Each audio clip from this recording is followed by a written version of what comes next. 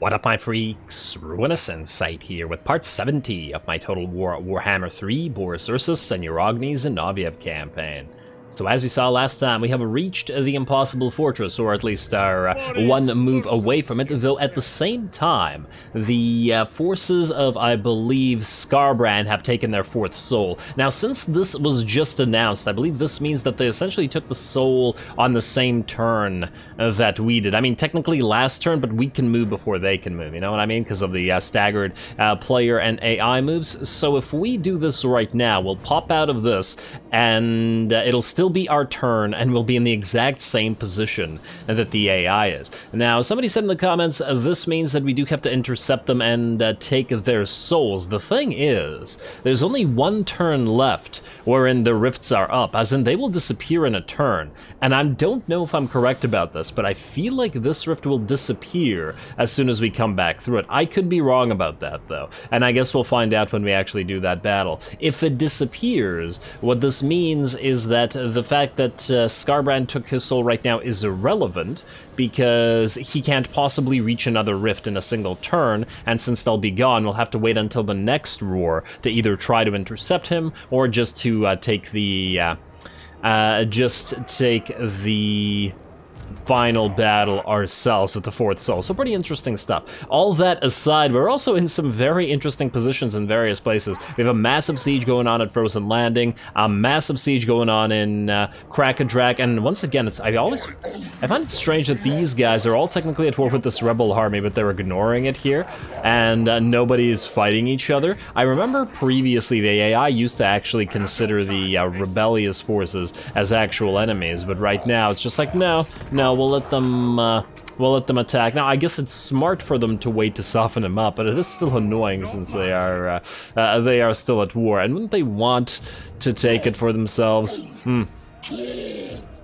But anyway, once again, I can't complain too hard because it is a smart move by the AI. Anyway, we also have a little siege over here by Eric, but the thing is, his army is most likely too weak to do anything about this. I'm also kind of tempted to say,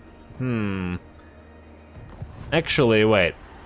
I'm thinking about you and Darius. If we have you siege Karak Peak... Yeah, you know what, let's do... So here's my thinking here. On the one hand, the garrison at Karak Vlag has the upgraded tower projectiles, right? So they're much better towers, and the garrison is stronger. On the other hand, the garrison has taken attrition, whereas this one has not. So if we auto-resolve you to death, Sven, this guy will then most likely go down here and try to siege this, instead of waiting for Karak Vlag to happen. I'm not actually 100% sure, but I'm pretty sure that's what will happen. And then, will this be winnable? I still think it'll be winnable in the sense that he won't be able to siege it by himself, and then we'll still probably be able to get here with Alexander Castina. So you know what? Let's just auto-resolve this, and then we won't suffer attrition to this army. Minus the slight amount of damage the auto-resolve took. Maybe I should have just fought that. Whatever. Whatever, we'll heal up. I don't think we care enough about the very, very slight damage. Alrighty, so that's good now. And Urogny, you still have to move towards the Frozen Landing, so you will continue to do so. You, Doko, I was gonna send you up here as well, so you might as well get moving as well.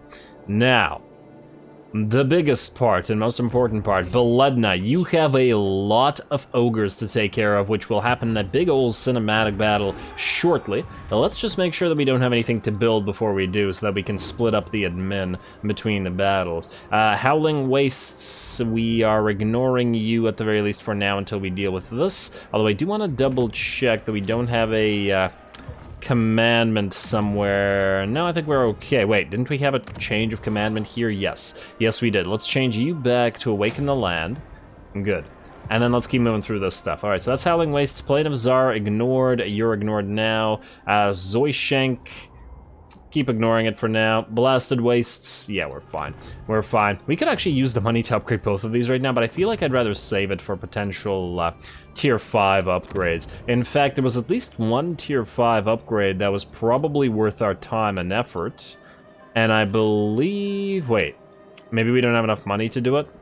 Or did I already start it? I don't remember. I remember, oh, I guess it was Crookback Mountain. Yeah, okay, so we already did that. Also, we have an Ataman thing. You have Master Builder and Drill Master. Both are kind of irrelevant, but I guess we'll do Master Builder to reduce the construction costs. And there we go. I believe we're good now. Let us have not Boris move, but we'll do the Beledna fight first. And then we'll see what we have left. I mean, the Boris thing will take the entire episode, and I really want to get these ogre fights done. So we'll start with this, and then we'll deal with Boris probably next time. Let's have you attack Gragbat the Carver, drag out the garrison, and do a cinematic battle. Alrighty, close victory, casualties low, although that might be a lie, just by virtue of the fact that they have 5, 6, 7, 8 lead belchers and 3 scrap launchers, and quite a bit of saber tusks as well, so they'll certainly be able to get around our forces. Gonna be a pretty interesting fight. Let's get to it.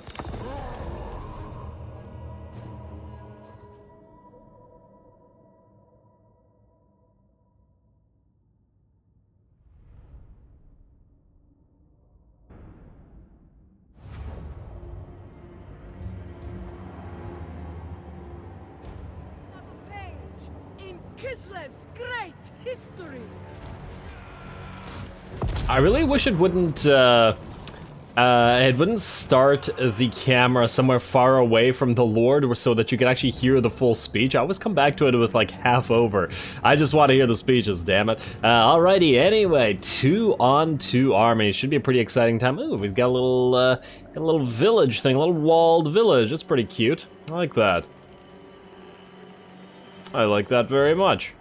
Interesting. Alrighty, so the enemy's coming in on the field with their second army, and they have just so damn many gorgers on the field between both units, but also fairly large amount of lead belchers and 3 artillery pieces and quite a few saber tusks as well. A very sort of one-note army, and it's once again very interesting how the armies have changed of the disciples of the Maw. Just by virtue of the fact that early on we were encountering on so many more Stonehorns than we have been here, and some Mournfangs as well. We haven't seen nearly as many Mournfangs. Iron Guts have largely, I mean, they still do build Iron Guts, but they seem to be building more Gorgers now, as well as a lot more lead belchers. We weren't seeing very many lead belchers at all when we were facing Scragg's forces at all. Now granted, this could be because we destroyed very old armies that all had Stonehorns in them, and maybe they were just very old in the sense that they were running around with those Stonehorns and they were just fine the entire time and nobody had killed them. And then once we destroyed them, the enemy started building forces from closer settlements which didn't have access to Stonehorns, or maybe they're doing it on purpose to counter certain things that we have, as we did build Streltsy and lots of anti-large units specifically to counter those Stonehorns. And once again, like I said last episode, I'm pretty sure the AI is programmed to actually do that. Anyway, the enemy is getting ready to form up, and we're getting ready to form up as well. We got 40 seconds up, but you know, I'm just going to speed this up a little bit. We should form up. I didn't want to actually move our artillery any closer. As you can see, the little Groms are even facing away. I probably could have just told them to stop firing. The idea here is not to draw the enemy army before we have our second army set up, because that would be very, very dangerous. We're going to move our units of Kosovite dervishes here into the forest to hopefully be able to use them to attack either some lead belchers or or possibly even the artillery. Oh, and it looks like even before we've set up, the enemy army has decided to start moving, which means we're going to start firing on them as well. In terms of the setup here, pretty simple. The Streltsy are right in the middle, where they will hopefully try to dish out the most damage and go after those high-value targets. We've got several units of Zargard out front, but these are the Zargard that are from the garrison. I've moved as many garrisoned units as possible up front to hopefully, you know, tank the damage, as we obviously don't care about casualties among them. And while we do care about casualties among our Beledna's actual army. So anyway, here we go. Artillery, you're going to soften up the enemy targets. Wait, can we see them from here? We see them cresting the hills. How are you guys aiming at what you can't see? Who's spotting for you is what I'd like to know. And so just firing in their general direction. I kind of like sometimes just putting the camera in the view of what the army is seeing, rather than, you know, hovering overhead. Or maybe, ideally, even what the commander's saying, especially if you can find a nice hill to watch the battle from. We don't have much of a hill here, and honestly, the hill has sometimes interfered with the little Groms. Throughout this battle, they had kind of a difficult time actually firing on the enemy. And we still can't see the enemy. Alright, I want to check where they are. They're approaching. It looks like taking a little bit of damage on these iron gets at least. Also, don't forget that we can't actually see the Gorgers. They're all hidden from sight, so we're just assuming that they're here. Alright, let's watch them approach right now. Oh, that went right into the screen. At this point, I do believe I targeted the enemy artillery. The scrap launchers are really good artillery for anti-infantry duties. They do quite a bit of damage, especially against artillery that stands still, or infantry that stands still, like we're currently doing. Regardless of the fact that we'd probably avoid some of the damage from this. And we have separated our units a little bit. At the very least, we don't have to separate too much because they do lack in the caster department. I do believe they have slaughter masters as their lords, but nothing else. So once these guys are done for, well, they're done for in terms of magic. Now over here, we've summoned our elemental bear. As we can see, the Noddler scrap launchers have taken a bit of damage, all losing about 25% HP. Mostly, I just wanted them to stop firing, but also to damage them as much as possible. I'm actually not sure what this guy's trying to do here. He's been ordered to attack the artillery pieces, but he is having a difficult time for some reason. I mean, he wanted to attack this one. No, he's still attacking this one. Whatever. Our own artillery is actually taking way too long to destroy these guys. It's allowing more enemies to approach. Looks like some saber tusks are here, moving through the trees. We are firing at them with our armored Kossars with great weapons. There's a Tzar Guard unit waiting in the trees over here, so these guys are gonna charge in. Alright, that was pretty cinematic.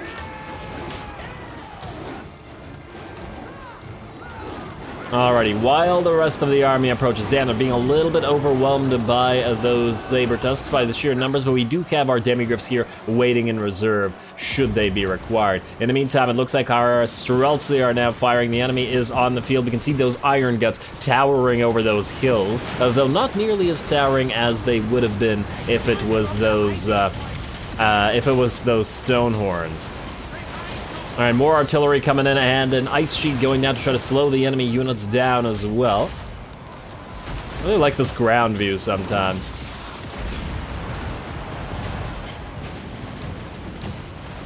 Honestly, not much to say. It's a very simple battle in terms of battle lines being formed, the enemy charging us, and us using a lot of range damage. In fact, their units, at least the ones that are charging us, are getting very badly beat up. In fact, most of our damage, I'm just gonna slow it down for a second while this happens, most of our damage is actually coming in from the lead belchers, who are now in range, as well as the enemy artillery.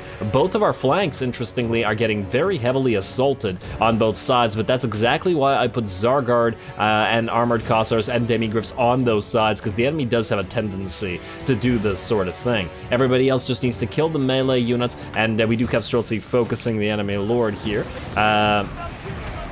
as well as the Patriarch fighting him, and I believe this is the debuff Patriarch as well, so he can do quite a bit of nonsense to the enemy. Also, it is nice that the enemy iron guts, well, just, I guess, ogres in general, tower over our own units, because our Streltsy can fire over their heads, as in over our own units' heads. And there we go, look at all those Gorgers dropping. And let's check out on this flank over here. We have sent in our demigriffs to back up those Tzar Guard with great weapons, as well as the free unit of winged lancers that we got from the side. And these guys are getting kind of wrecked. They maybe should have targeted their artillery here instead, as this is a nice blob for them to get some mileage out of, but unfortunately not the case. Now our Kossovite dervishes have distracted 3 full units of lead belchers, and I believe our snow leopard also managed to distract them. We're even going to get a rear charge into these guys with our winged lancers. Hey, 3 units after all. Kossovite dervishes are obviously going to rout because they can't fight anything, but that's just fine because these guys are thus not doing damage. Speaking of damage, we kept now taking about 500 losses, but the enemy army is pretty much out of melee units at this point. One of our units of armored Kossars has pretty much gotten destroyed, though. I mean, it'll survive, but very badly beat up by the artillery pieces, who are now down to 1 and due to concentrated fire from the great cannons. The little Groms were having a very difficult time actually firing on it, so they're now firing at the lead belchers instead, and I'm going to hope that they can actually make some shots. Now let's see what the enemy lead belchers sees. Now that the enemy melee units are dead, our own units are approaching, and the Streltsy are going to start gunning down those lead belchers. I do wonder who would win in a contest when both were in identical range, lead belchers or Streltsy. And there we go, just a few shots into those various lead belchers and a few charges, and their HP drops so heavily, and combined with army losses, they are done for. All right. That was a really cool looking battle. I really enjoyed that, but I gotta say, very, very difficult to control with these large units. I'm glad that we had a lot of range units and not like not a ton of melee to force charge at the enemy. And well, granted, you can just order them all to charge, but yeah, certainly makes the micro a little bit difficult. I even kept back our boyar and our patriarch that were part of the garrison there. Mostly because I didn't want them to die. And wait, isn't this boyar the ataman that's in the city? I really don't want him to die. Alright, but anyway, we're going to move everybody in. We have plenty of Salyak's lullabies. Because of the relatively spread out nature of our army this time around, I did not manage to use, I think, more than one Salyak's lullaby the entire time, and that was for the demigriffs, just to keep them topped up a little bit. And the reason for that was, once again, we've spread out because of the enemy artillery and the enemy lead belchers, so as to not to take a lot of splash damage from either one. And thus, obviously, not as much mileage out of those Salyak's lullabies. But that's okay, we can heal right after, and we should be able to get quite a bit of our HP back. Especially on the more important units like the demigriffs and all that stuff. Don't care too much about the others. And man, imagine if the ogres could cast stuff just like the Tzeentchins can with that bombardment. Imagine a bombardment in here, or just like any of the crazier spells. Bam, 3,000 units instantly dead. Well, 2,000 units instantly dead, or at the very least decimated. Anyway, it says a close victory, but I think 5 or 600, I want to say, losses wasn't too bad. Let's see the damage, but I think we should have more than enough troops remaining to get to the other third army that is not in march stance.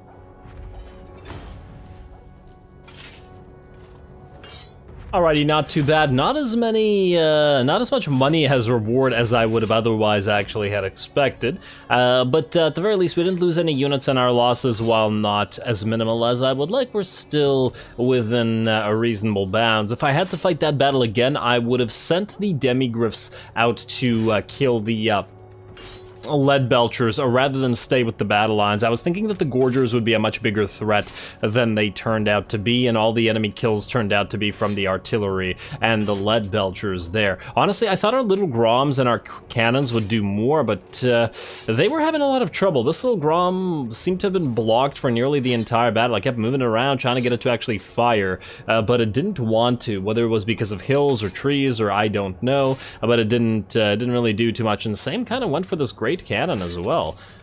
It was very strange. I was trying to get them to destroy these artillery pieces before they could do too much, but yeah, they couldn't really achieve that. And then when they were firing on the lead belchers, I guess with the exception of this one that did 10k damage, it wasn't all that great. And honestly, 10k for a little grom is on the low end. Now, in terms of this, I guess we have to heal because we're going to have to fight again. Those two armies should be dead because they're in march stance. We can reach you. The question is, will you run or will you fight? I would prefer to fight again, and this time it'll be a one-on-one. I feel like he'll run, though. I have a sneaking suspicion that he's gonna try to run. Well, either way, we're gonna want to level up. We already have Renowned and Feared, and let's see. We have the. I mean, we could upgrade the little groms, or we could go further spell work. Honestly, you have most of the decent stuff. I honestly kind of want to just go straight for Logistician, and possibly even Lightning Strike instead. Don't need anything out of this, so the only thing here is possible use for 3 points into Skilled Craftsman for those little Grom ammunition. Not that we've ever needed little Grom ammunition, mind you. The other stuff is all non-necessary. Right? We just have Streltsy and Kossars and some Zargard in here, all of whom are upgraded. There are no War Sleds and no Cav. Now we do want to get an upgrade in Ice Maiden's Kiss, which will take us to level 46. 47 if we want to get Ursun's Protection. Probably want to point in Crystal Sanctuary, which would put us at 48. Which would allow us to get both Logistician and Lightning Strike, with the 3 points and the 2 remaining points for 49 and 50. It will mean not putting in extra points into Death Frost, but I can live without it because I never use it. It's too expensive for what it does, and we have 1 point in it anyway. I think I'm happy with that. Alrighty, let's go put points in Logistician then. This is Ambush Defense Chance. If it was Ambush Chance rather than Ambush Defense Chance, I'd take it, but I think for now, we go Logistician for the heals, and then we grab Lightning Strike right after, and then we put the other points into spells. Alrighty, what about you two? Elegance. You two have been quite useful. You're done with Inviolable. We could get you Ursun's Protection. I've been wanting to get Soothsaying, though. You know what? Let's get Soothsaying on both of you now, just to increase those aura sizes. And there we go. Another point in Soothsaying for you, buddy. Alright, happy with that. Now, try this. Once again, I doubt it'll work, but who knows? Maybe Scrag will be willing. Yes, Scrag is willing. Oh, lovely. Do we fight this cinematically as well? I mean, it is a Scrag fight, and it is one-on-one. Yeah, you know what? I think we fight this cinematically as well. We'll have a lot more action from our gun line, since the enemy doesn't have much of a gun line themselves. Plus, it'll be a little bit easier to control. And when I say a little bit, I mean a lot easier to control than the last battle. And these are always fun to watch. Once again, be prepared for the next couple of episodes to be intensely battle-heavy, like lots and lots of battles, since we're currently under siege everywhere. Anyway, fight battle.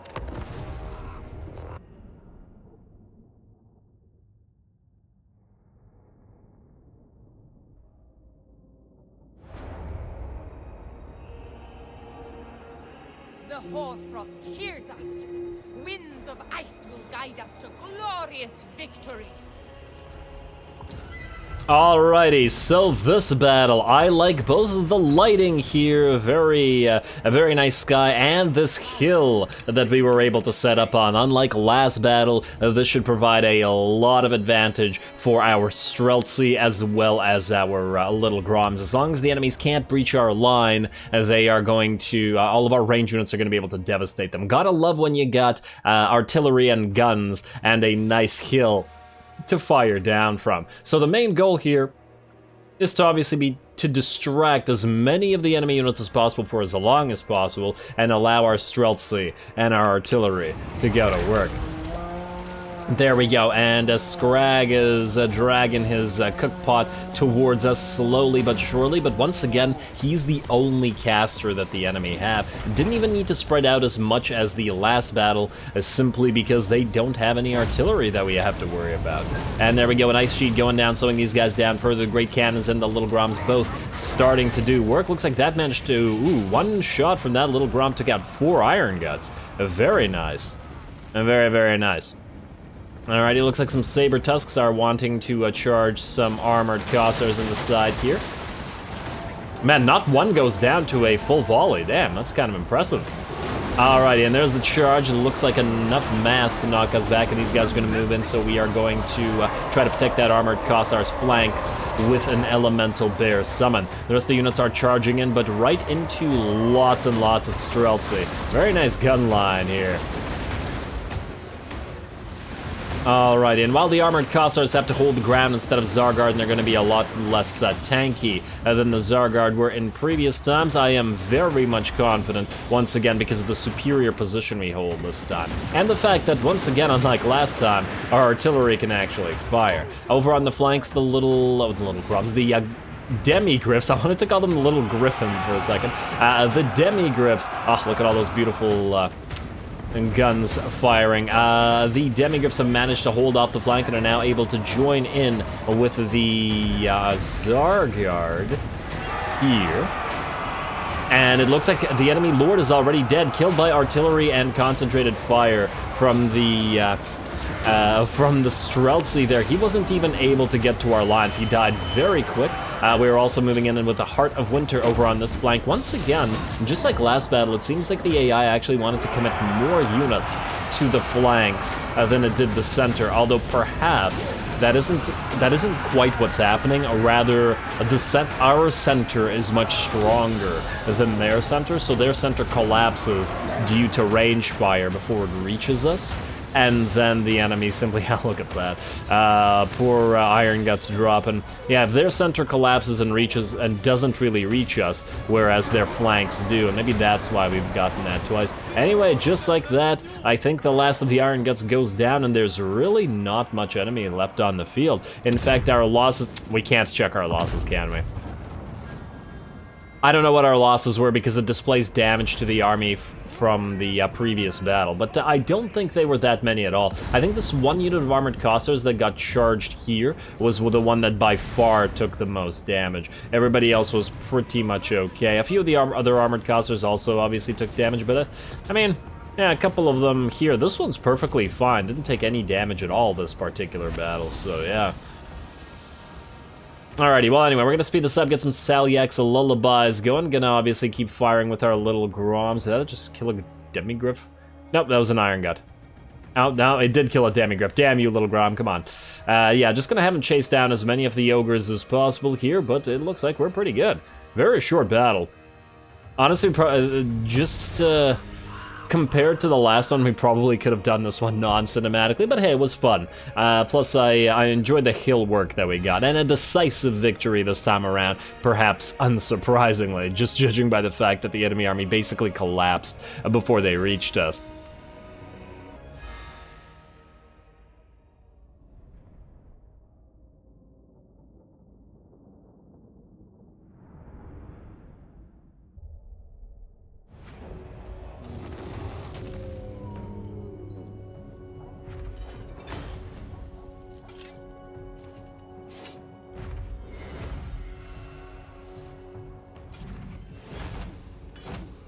Alrighty, I guess the auto-resolve was quite correct about this one. The army was a lot less threatening without those lead belchers and those artillery pieces. Plus, on top of that, our little Groms were actually able to fire this time, though they didn't rack up nearly as much damage, ironically, because the battle was comparatively so damn short. Also, by virtue of Scrag dying fairly early-ish, I suppose that they didn't get a lot of value out of their ability to cast, so all those extra Winds of Magic power reserves went to waste. They really should have brought a Fire Belly in this army. Could have done havoc to our army, like a Flame Storm right in the middle of on top of that hill, or even a Piercing Bolts of Burning right on top of our Great Cannons.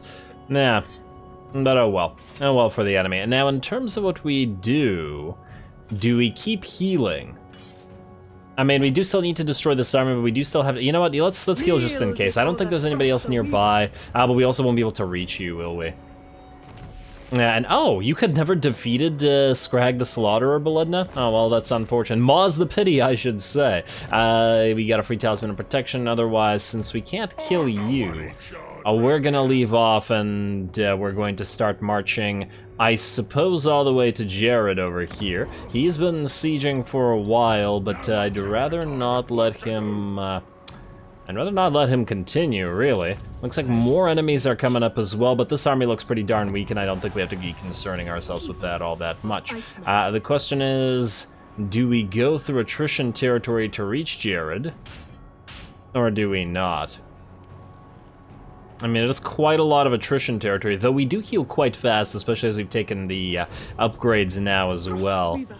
I'm very tempted to just say, wait, I think we checked this and it was almost as fast, wasn't it? It's not quite as fast, but it is reasonably good still. We'll essentially lose an extra turn. Although, to be fair, if this takes 1, 2, 3, 4 turns, that's another 4 turns where this will be under siege. And I'm not sure we want to risk that. On the other hand, By moving through here, you could potentially kill off any armies that are up here. Oh, also, that reminds me, I did want to summon another Patriarch somewhere nearby. Oh, we don't have anywhere here that can summon one. What about at Prague? And the reason why I wanted to summon a Patriarch... Oh, we're out of Patriarchs. Damn. Yeah, the thing is, I feel like we should get one to start acting as an assassin out here. Oh, speaking of heroes, before I forget, Beledna. 21 perhaps. There we go, level 21, beautiful. You got yourself an Akshina Informant, but more importantly, you now have Scholar for that sweet, sweet extra 6 research rate. Very nice. Very nice. We're currently at 208. Not a crazy increase, but honestly, considering 208 is just from having a single Frost Maiden on the field, plus obviously the research that we got as bonuses as followers or ancillaries. I mean, that's pretty good. Plus 45% from Steel Tech, and you're at actually, considering you have 17 turns of this, perhaps we start using it to assassinate and assault units. I mean, you're actually quite far from this. But maybe we start moving you over here. Now, is there an extra Patriarch somewhere? I mean, we do have one right here that we could delete, but I think that might be the only one. 7 isn't a lot, and I guess since we deleted those churches before, we now don't have as much room for building free Patriarchs everywhere. It's kind of ironic. And I was actually going to reduce the Patriarchs further. Okay, you know what we can do? Wait, Prague, you increase Patriarch capacities. It ain't much, but it's kind of necessary, I think. Alright, fine, that'll take 2 turns. We will keep the Patriarchs that are up here, like this guy.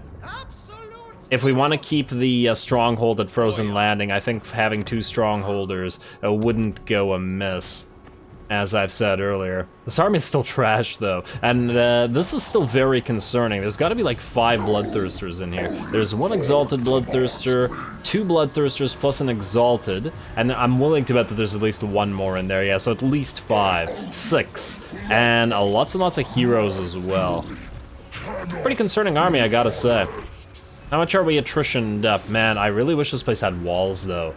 The fact that these places can't get walls, even at this place, a high tier place can't get walls. So what does this actually do? Just attrition, leadership, and improved tower, projectiles towards lightning, but you don't have towers because you don't have walls. Huh. Maybe that building should be different in these locations. Anyway, I don't think that there's anything else we can do this turn, unfortunately, with the exception of have Boris proceed into the Realm of Tzeentch. So I think I'm going to call this episode here. I know it's a little bit early, but I don't see much of a choice in the matter, because this battle for the soul is going to take probably pretty much the entire episode, so at least it does typically. So we might as well do it this way. While you, Beledna, I guess you're going to start going this way. Maybe you can kill Vikhal on your way, and if you can't, you can't. The extra turn, is it worth it? What if it's an extra 2 turns? Wait. Dark blue is here. The first dark blue is here, eh? Maybe we don't risk it. Maybe we send you this way instead. You know what? Screw it. Let's risk it. Let's risk it. Let's risk it. We'll move through Bozen Fells. What if we take Bozen Fells? That will allow us to heal. No, it won't allow. Well, it'll allow us to heal for a turn. Although, how out of the way will it be? You know what? We'll figure that out between the next couple of episodes when we actually get there. Stay tuned next time for the fight for the soul of the librarian and possibly more stuff, depending on how long that takes. Afterwards, we will still have to deal with this siege, this nonsense out here, though our new army, Alexander Christina, is coming. I'm excited to try that one out. And then Uragni is moving on here, so yeah. Lots and lots of battles to come as before. Don't forget to leave a like and comment for your friendly neighborhood heretic. All glory to the algorithm, and thanks for watching.